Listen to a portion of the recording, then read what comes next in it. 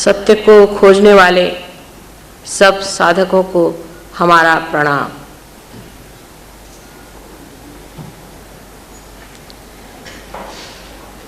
सबसे पहले श्री रवि किचलू के हम लोग हार्दिक आभारी हैं।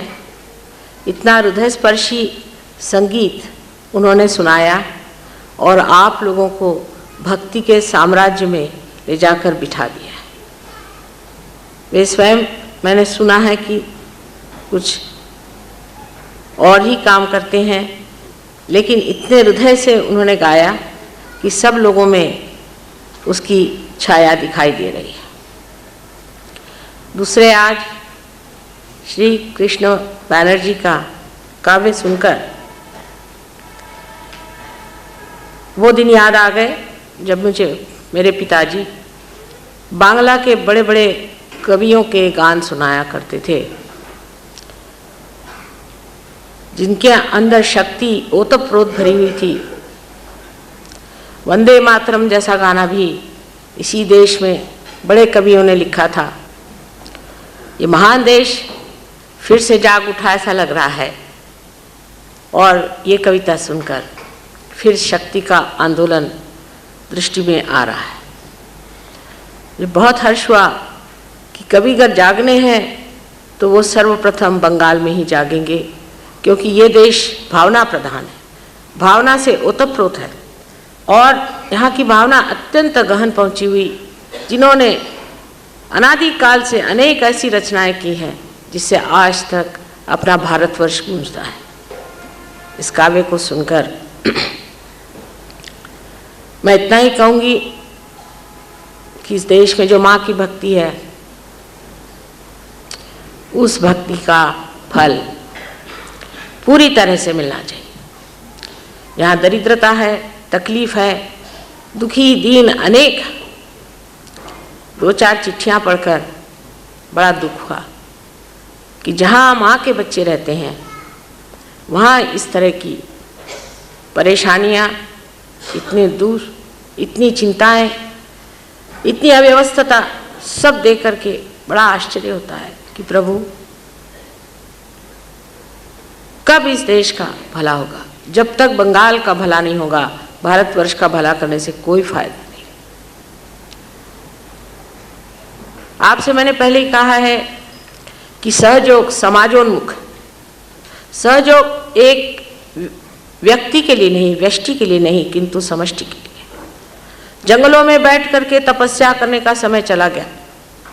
अकेले एक व्यक्ति का कुछ पाना, उसका भी समय चला गया। आज समय है सारे समाज का उद्धार, सारे संसार का उद्धार, और सहयोग इसके लिए पूरी तरह से तैयार है कि सामूहिक तरह से लोगों की चेतना जागृत होनी चाहिए। जब तक ये जागृति हमारे अंदर नहीं आती, जब तक ये परिवर्तन हमारे अंदर स्थित नहीं होता, तब तक हमारी सब बातचीत जो है बेकार जाने वाली। इसकी बहुत ही तहरीर हो चुकी, लोगों ने बहुत सारी बातें कर ली, उससे कोई फायदा होने नहीं वाला। भाषण दे दे करके कोई फायदा होने नहीं वाला। अंदर का जो अपने अंदर का स्वयं जब तक जागृत नहीं होगा, उसकी शक्ति हमें जब तक समर्थ नहीं बनाएगी, तब तक हमारे देश का न आर्थिक न आत्मिक कोई सा भी उन्नति का मार्ग मुझे दिखाई नहीं देता। बस एक ही मार्ग है कि अपने आत्मा को आप प्राप्त करें। आत्मा को प्राप्त करते ही सारे संसार की समस्याएं दूर हो सकती हैं। विशेषकर हमारे लिए यह हमारा धरोहर, हमारा जो हेरिटेज है, उसे हमें प्राप्त करना चाहिए, और ये सहज आप प्राप्त कर सकते हैं। अपने अंदर की शक्ति जागृत होते ही आप अनेक विध रूप से एक डायनामिज्म के साथ, एक विशेष शक्ति के साथ अपनी जीवन की समस्याओं को सुलझा सकते हैं।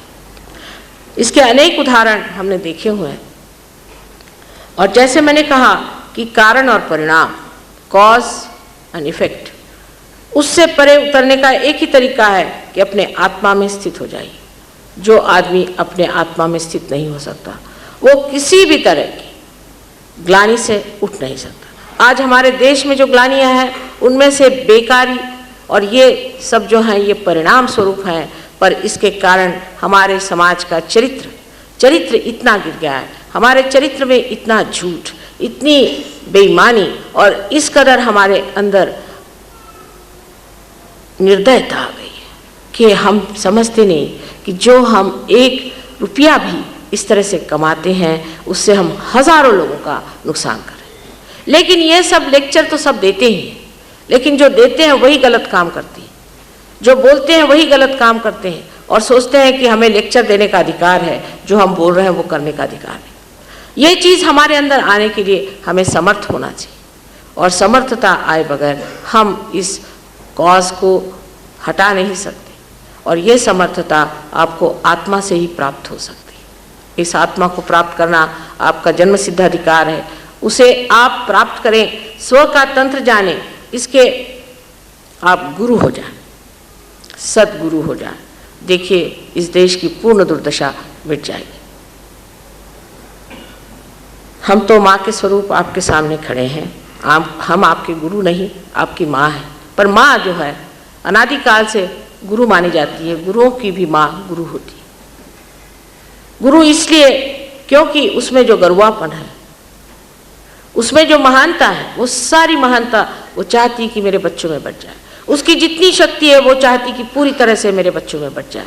वो चाहती कि मेरे बच्चे समर्थ होकर के एक विशाल जीवन की ओर बढ़े और उसे प्राप्त करें, जिसे हम कहते हैं परमात्मा का साम्राज्य। ऐसी मनोकामना लेकर के मैं संसार में आई थी, और मैं देखती हूँ कि ये कार्य बड़े जोरों में बढ़ रहा है। मेरा सारा चित्त इस देश पे लगा हुआ है। हालांकि किसी वजह से मेरे पति के कारण मैं बाह्य देशों में रहती हूँ, लेकिन सारा चित्त मुझे यहीं पे खींचता है कि इस देश की हालत ठीक किए बगैर संसार के लोग यहाँ पर नहीं आ सकते। जब तक सहयोग आपकी माली हालत ठीक नहीं करेगा, तब तक लोग मानने को तैयार नहीं होंगे कि ये शस्य श्यामलाम भूमि जो है ये योग भूमि है, ये विशेष पवित्र अत्यंत शुभदायी भूमि है, जब तक आप इसे प्राप्त नहीं करेंगे।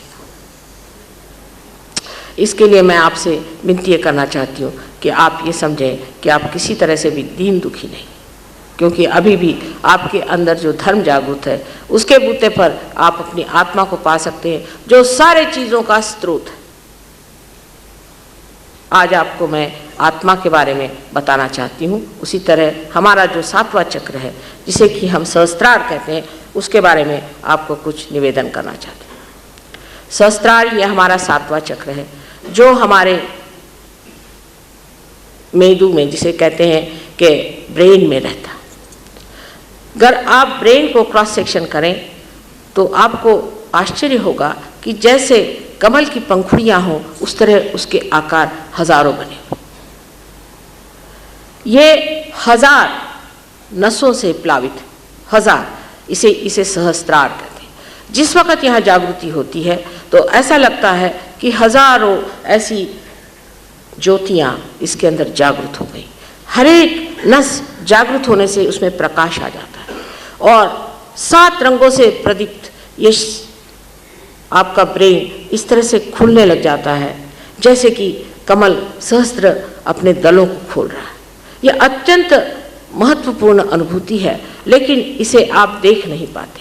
इसलिए नहीं देख पाते कि आप वो हो जाते हैं। जो लोग देख पाते हैं, जो कुंडलिनी को देख पाते हैं, वो बाहर है, कुंडलिनी में नहीं। उनका चित्त कुंडलिनी में नहीं, लेकिन जो कुंडलिनी में बैठे हुए हैं और कुंडलिनी के सहारे ऊपर उठ रहे हैं, वो अपनी कुंडलिनी को भी देख नहीं पाते, न अपने सहस्त्रार को देख पाते, लेकिन बाद में वो सहस्त्रार को भी देख सकते हैं। ये चीज़ हमारे अंदर सुप्तावस्था में है।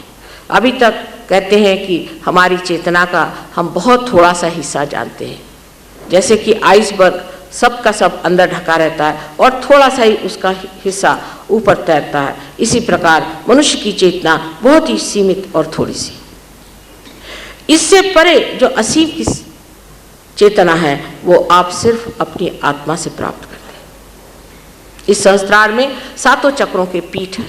पीठ का मतलब यह है कि जिस तरह से आप कह सकते हैं कि गवर्नर आपका जो है यहाँ रहता है, लेकिन वो कार्यान्वित अलग जगह होता है। इसी प्रकार आपके मस्तिष्क में सारे ही 7 पीठ हैं, और ये 7 पीठ एक के बाद एक इस तरह से बने हुए हैं कि बराबर उनका रास्ता अंदर भी उसी तरह से बना। जब कुंडलिनी का जागरण होता है और वो आज्ञा चक्र को भेजती है, तब हमारे अंदर की जो 2 संस्थाएं हैं, जिसे हम ईगो और सुपर ईगो, असल में यहाँ पर इनको आज चार्ट लगाना था इसे तो अच्छा रहता, पर ईगो और सुपर ईगो जो कि मनस और हमारा अहंकार है उसे खींच लेता है। उसके कारण हमारे जो कर्म आदि की जो कल्पना है वो सब खत्म हो जाती है। हम लोग कहते हैं कि हमें कर्म के अनुसार ही मिलेगा, कर्म के अनुसार वो मिलेगा। जानवर कभी कर्म की बात नहीं सोचता, हम सोचते हैं, क्योंकि हम सोचते हैं हमने ये कर्म किया। लेकिन मैंने आपसे कल बताया कि आपने जो भी कर्म किया है उसका बोझा आप अपने ऊपर इसलिए लेते हैं क्योंकि आपके अंदर ये भावना है कि अहम करोति साहंकारा, मैंने किया।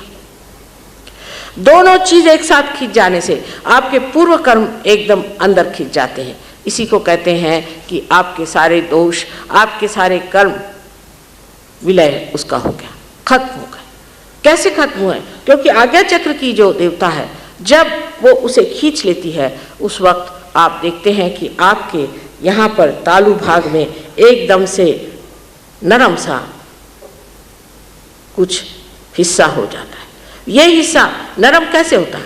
आप बचपन में जब होते हैं तब नरम रहता है, उसके बाद आपका जब ईगो बढ़ जाता है तो ये ढक जाता है और आप एक ऐसी व्यक्ति बन जाती है जिसमें अपना अहम आ जाता है। मैं ये हूँ, मैं वो हूँ, मैं हिंदुस्तानी हूँ, मैं बंगाली हूँ, मैं अंग्रेज़ी हूँ, मैं फलाने नाम का हूँ, मेरा बाप ऐसा। ये सब जो हमारी एक एक व्यक्ति की भावना है, जो व्यक्ति की भावना है, जो व्यष्टि की भावना है, जो इंडिविजुअल आईनेस है, वो हमारे अंदर स्थापित हो जाती है। ये स्थापित होने के बाद हम लोग अपने मन से ही ये सोचते हैं कि ये ठीक है या वो ठीक है। इसमें भी मैंने आपसे पहले दिन बताया था कि 3 प्रकार के मनुष्य होते हैं। पर जब कुंडलिनी जागृत हो जाती है तो वो आज्ञा चक्र पे जा करके इसे इस तरह से अपने अंदर समेट लेती है कि न तो हम लेफ्ट साइड में रहते हैं, न राइट साइड में रहते हैं, हम बराबर बीचों बीच चलते हैं। और बीचों बीच आने पर हमारे अंदर का कर्म और हमारे अंदर की पाप भावनाएं, हमारा पास्ट और हमारा फ्यूचर दोनों ही खिंच जाता है। इस दशा में आप सर्वप्रथम अपने अंदर, जिसे लिम्बिक एरिया कहते हैं, उस अपने मस्तिष्क के हिस्से में आ जाते हैं जो कि 7 चक्रों से के 7 उनके पीठों से ढका। इसमें आने पर आप परमात्मा के साम्राज्य में आ जाते हैं। यही परमात्मा का साम्राज्य है। और जब आपकी कुंडलिनी वहाँ जाती तब आपका चित्त जो है वो शांत हो जाता है, आपके चित्त में विचार नहीं उठते। ये पहली दशा है जहाँ आप निर्विचार समाधि में आ जाते हैं। निर्विचार समाधि में आते ही विचार से होने वाली जो चिंता आदि है वो आपके पास नहीं आ पाती, क्योंकि अब आपका अधिकार है, जो विचार करना चाहे वो करें, न तो न करें। आप इस स्थिति में बैठ जाते हैं कि अब चिंता का विचार अगर करना चाहे तो करेंगे, नहीं तो नहीं करेंगे, अपने मजे में बैठे। निर्विचारिता जब आ जाती है, समझ लीजिए ये कारपेट है बहुत सुंदर है, या फूल है बहुत सुंदर है। इस कारपेट को अगर मैं देखती हूँ तो अगर इसके और मेरा विचार जाता है तो मैं ये सोचती हूँ अगर ये मेरा है तो ये खराब ना हो जाए। अगर मेरा नहीं है तो मैं सोचती हूँ कितना अच्छा है, कितने रुपया का आया होगा, किसी तरह से किस प्राप्त करें। माने इसका जो आनंद है, इसको बनाने वाला का जो आनंद है, इसके सृजनकर्ता का, इसके क्रिएटर का जो आनंद है, उसको मैं नहीं जान पाती, उसको मैं नहीं समझ पाती, उसको मैं महसूस नहीं कर पाती। वो मेरे अंदर विद नहीं होता, जिससे वेद शब्द है। माने मुझे वो महसूस नहीं होता, क्योंकि बीच में एक पहाड़ जैसे विचारों की श्रृंखला बनी जाती है।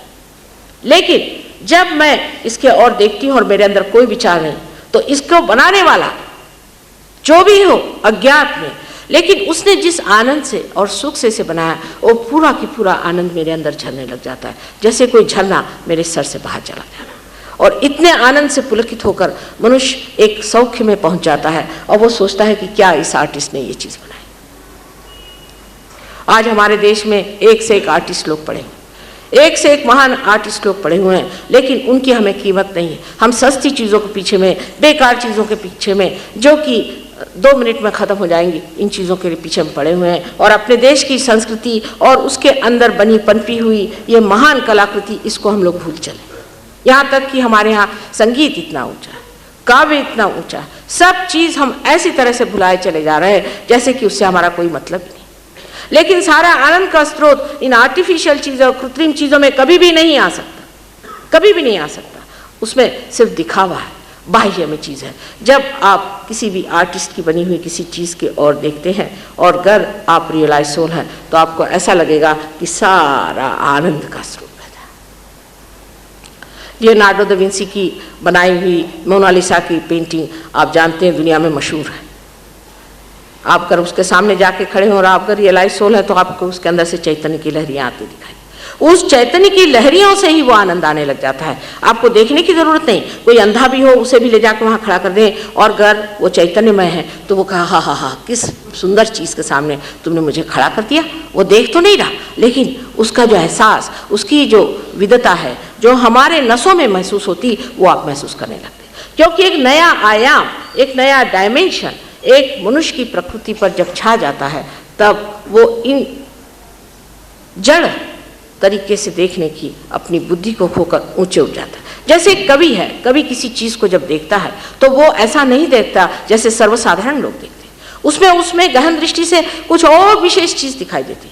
इतना ही नहीं, उसका आनंद जैसे कोई मधुकर मधु चूसता है, इस तरह से वो उस सुंदर अत्यंत अप्रतिम चीज़ को देख करके इस तरह से उस पर कविता में जुट जाता है और इस तरह से फूल गूंथता है उसके लिए कि जिससे मनुष्य भी उससे अभिभूत हो जाए। ये एक कवि की विशेषता उसकी कलाकृति है, क्योंकि उसके अंदर वो गहनता आई जबकि वो निर्विचार में उस चीज़ के लिए अभिभूत होकर दिखता है और उसके अंदर प्रेरणा उत्स्फूर्त हुई और उसने लिख डाला। ये सब शक्तियाँ हमारे अंदर निहित हैं। कोई भी आप में से कवि हो सकता है। हमने ऐसे ऐसे लोग देखे हैं कि जिन्होंने बिल्कुल कभी भी आज तक लकड़ी क्या है नहीं जानी, इंटीरियर डेकोरेटर हो गए, रुपया कमा लिया।